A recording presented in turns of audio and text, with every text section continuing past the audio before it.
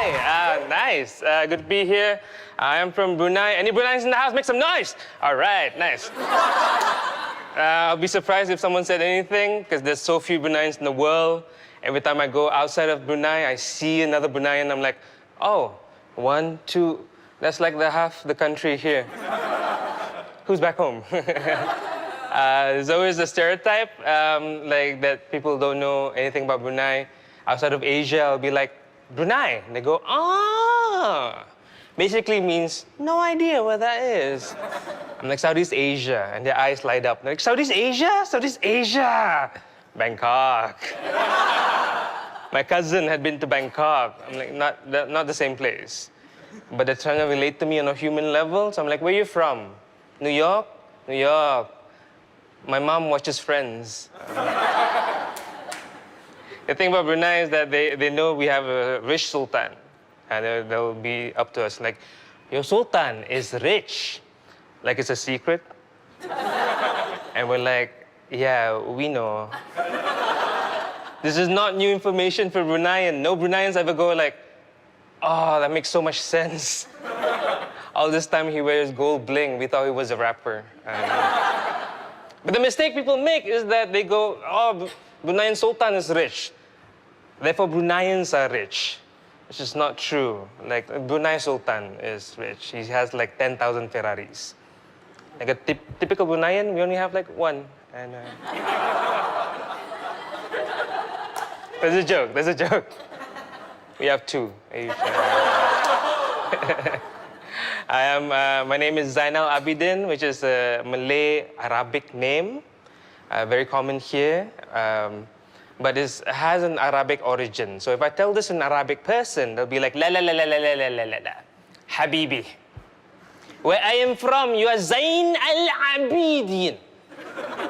Like, nice. Where I am from, you are annoying. But at least they know how to pronounce it. I go to UK or US, I go, my name is Zainal. And they're like, Janelle. No, Zainal. Z-anal. Or the worst one, they look at me and go like, ha ha, Manny Pacquiao. If you don't know who he is, he's a Filipino boxer. Apparently, he looks exactly like me. But these people don't tell me this. They shout it at me at bars. They come up to me and it's like, oh, buddy, dude. Manny! Manny the Pac-Man Pacquiao! And then they come up to me like, come on, Manny, come on. One round. Come on, Manny, come on.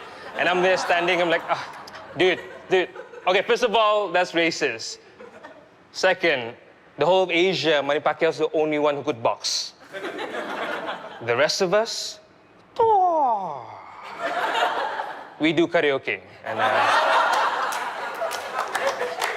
I don't like that when people come up to you and say like, hey, I know someone who looks exactly like you, but he's a success.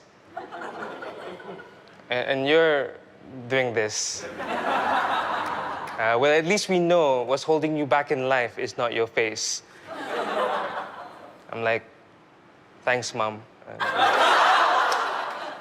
My mom's savage Asian woman. She's been trying to set me up with girls recently because if you're single in your 30s and unmarried, that's what moms do.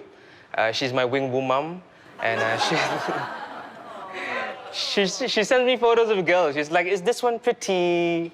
I'm like, that's my second cousin. She's like, answer the question. I'm like, yeah, she's gorgeous, but she looks exactly like me. And I'm not attracted to Manny Pacquiao. The difference is the facial hair. Me and my cousin look alike, except the facial hair. She has more, and my mom just annoyed now. Like, she just looks at me and tuts. She's like, I don't get it.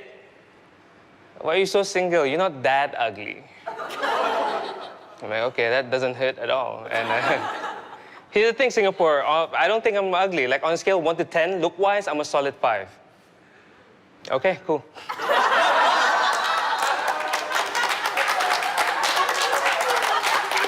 Sometimes I say this out loud. Someone in the crowd will be like, no, Zainal, you're at least a 7. But tonight, All of you, no, too late, too late. You had your chance. All of you just look at me. You just look at me and go like, yeah, 5 seems right. Sometimes a little bit too generous on your part. I did this bit once in New York. A girl came up to me afterwards. She's super cute. She's like, yeah, you're like a 5, but you're like an Asian 5. I'm like, what does that mean? And she's like, no, I'm not trying to be racist. I'm like, you're doing a good job. You're not even trying? Wow. Someone's a natural.